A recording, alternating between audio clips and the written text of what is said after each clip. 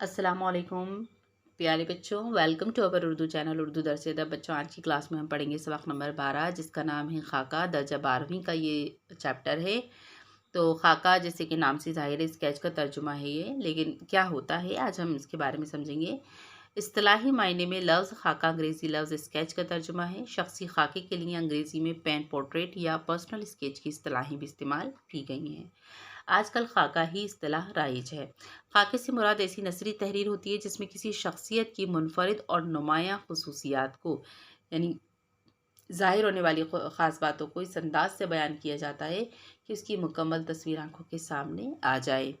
उसमें जिस शख्स की तस्वीर कशी की जाती है, उसके ख़यालात व अफ़कार, सीरत व किरदार, आदत व अतवार सबकी झलकियाँ नज़र आती हैं।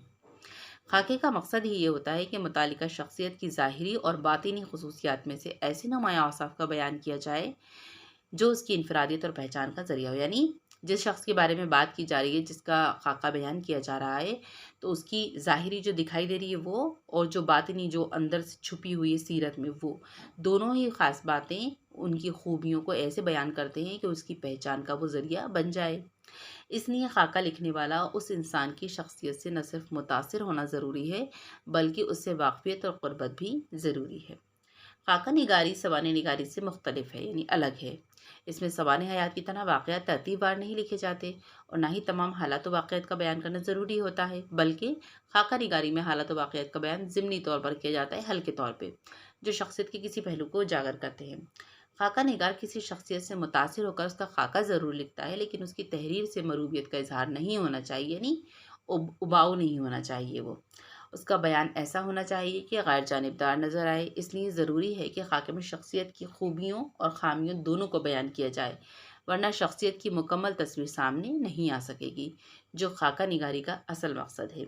जिस तरह खूबियों का बयान मरऊबियत से पाक होना चाहिए, उसी तरह ख़ामियों के बयान में ज़ाती दुश्मनी का पहलू नहीं आना चाहिए। ख़ामियों के बयान में भी अपनाइयत का एहसास नुमायाँ होना चाहिए। किताब में शामिल खाका कलीमुद्दीन अहमद खाका निगारी की अच्छी मिसाल है। देखिए, अहमद जमाल पाशा की सवाने हयात दी हुई है।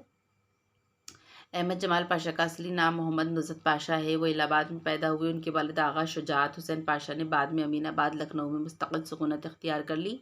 लखनऊ यूनिवर्सिटी से बी और अलीगढ़ मुस्लिम यूनिवर्सिटी से एमए किया। लखनऊ से अवध पंच निकालना शुरू किया, जिससे इसका तीसरा दौर कहा जाता है। बाद में कौमी आवाज़ अखबार के शोबा इदारत से मुंसलिक हो गए, जुड़ गए, जिसके एडिटर मशहूर अफसाना निगार हयातुल्ला अंसारी थे। 1976 में सिवान बिहार मुंतकिल हो गए, जहाँ ज़किया आफाक इस्लामिया कॉलेज में उर्दू के उस्ताद के तौर पर खिदमत अंजाम दी और पटना में इंतकाल हुआ। अहमद जमाल पाशा ने 1950 से लिखना शुरू किया। ज़माना तालिब इल्मी में अलीगढ़ के रिसाले स्कॉलर के मुदीर हुए और उसके पैरोडी नंबर की वजह से शोहरत पाई। अंदेशा शहर, सितम ईजाद, लज्जत आज़ार, मज़ामीन पाशा, चश्मे हेरा और पत्तों पर छिड़काव वगैरह उनकी मशहूर मज़ाहिया किताबें हैं। ज़राफ़त तनक़ीद उनके तनक़ीदी मज़ामीन का मजमूआ है। उनके मशहूर मज़ामीन में अदब में मार्शल लॉ, मुझसे एक चाय की प्याली ने कहा, यूनिवर्सिटी के लड़के, गिल्ली डंडे पर सेमिनार और रस्म इम्तहान के मैदान में अहमियत के हामिल हैं। उन्होंने बाज़ पैरोडियाँ भी लिखीं, जिनमें कपूर, एक तहक़ीक़ी और तनक़ीदी मताला और आमुख्ता बयानी मेरी को बहुत शोहरत हासिल हुई। आखिरी ज़माने में उन्होंने खाका निगारी की तरफ तवज्जो की। अहमद जमाल पाशा को अदबी खिदमात के लिए गालिब अवार्ड और बिहार उर्दू अकादमी का अख्तर और नेवी अवार्ड दिया गया। कलीमुद्दीन अहमद, ये भी एक खाका लिखा हुआ है। ये चैप्टर बच्चों बहुत बड़ा है, तो मैं इसको आपको एक खुलासे के तौर पर समझा देती हूँ कि समक में अहमद जमाल पाशा ने ये लिखा है कि 1954 और 55 में जब वो अपने उस्ताद मोहतरम एहतशाम हुसैन की खिदमत में हाजिर हुए, तो देखते हैं कि अगर वो तन्हा होते तो एक किताब के मुताले में मुनहमक नज़र आते। तो इस पर पेंसिल से निशान भी लगाते जाते थे। मुनहमक का मतलब होता है मसरूफ़ होना या बहुत ज़्यादा मशगूल होना किसी काम में। तो वो यही कह रहा है। तो वो जो भी नोट्स बनाते थे, जब वो कभी तन्हा होते थे तो उनको मतलब मुताले में मशगूल हो जाते थे, अपनी पढ़ाई लिखाई में।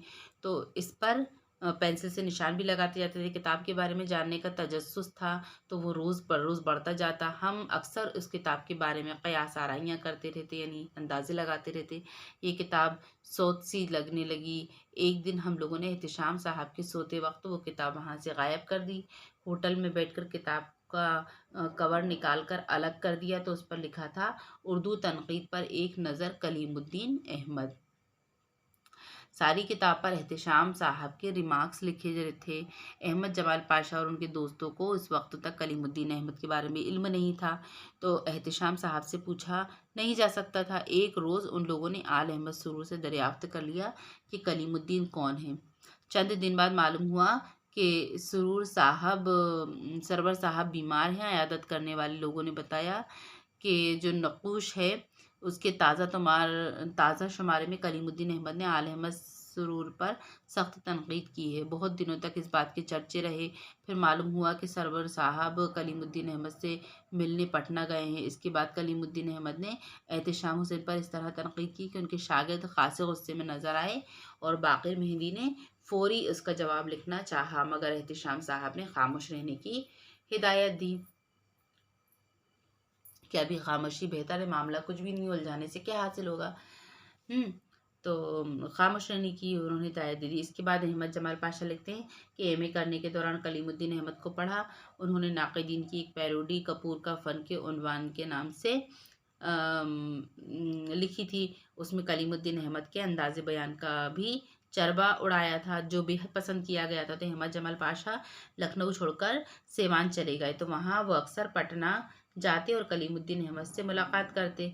दौरान मुलाकात कई बार उन्होंने अहमद जमाल पाशा के मज़ामीन की दाद भी दी, और अगर उनके पास कोई किताब या रिसाला होता तो पाशा उनसे तलब करते तो वो फ़ौरन उन्हें दे देते। कलीमुद्दीन अहमद ने अहमद जमाल पाशा की खाका निगारी को भी सराहा, और अहमद जमाल पाशा ने कलीमुद्दीन अहमद के खाके में उनकी शख्सियत को जिस तरह देखा और परखा, उन्हें दिलचस्प अंदाज में बयान भी किया।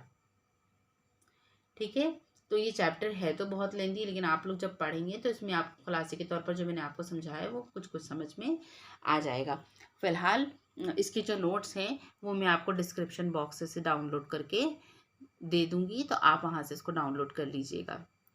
लिंक सेंड कर दूँगी तो वहाँ से आप डाउनलोड कर लीजिएगा। ये गौर करने की बात देख लीजिए, कलीमुद्दीन अहमद उर्दू के मारूफ नक्काद और अंग्रेज़ी ज़बान के उस्ताद थे, और अहमद जमाल पाशा ने कलीमुद्दीन अहमद का खाका लिखते हुए उनके बाज़ मज़ामीन और किताबों के सिलसिले में उर्दू के 2 अदबी मराकिज़ लखनऊ और अलीगढ़ में मौजूद अदीबों के तासुरात भी अपने दिलचस्प अंदाज में शामिल करके इस खाके की मानवियत बढ़ा दी है।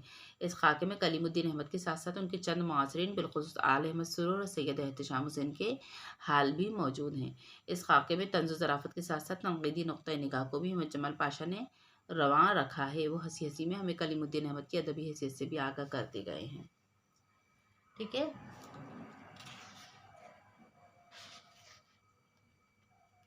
तो इसके जो नोट्स हैं वो आपको डिस्क्रिप्शन बॉक्स से मिल जाएंगे, तो आप वहाँ से डाउनलोड कर लीजिएगा। फिलहाल बच्चों आज की क्लास में इतना ही। नेक्स्ट क्लास में हम नेक्स्ट चैप्टर पढ़ेंगे। यहाँ इससे आपका हिस्सा नस्र मुकम्मल होता है। कल हम हिस्सा नज़्म की क्लास लेंगे। इजाज़त दीजिए, आदाब।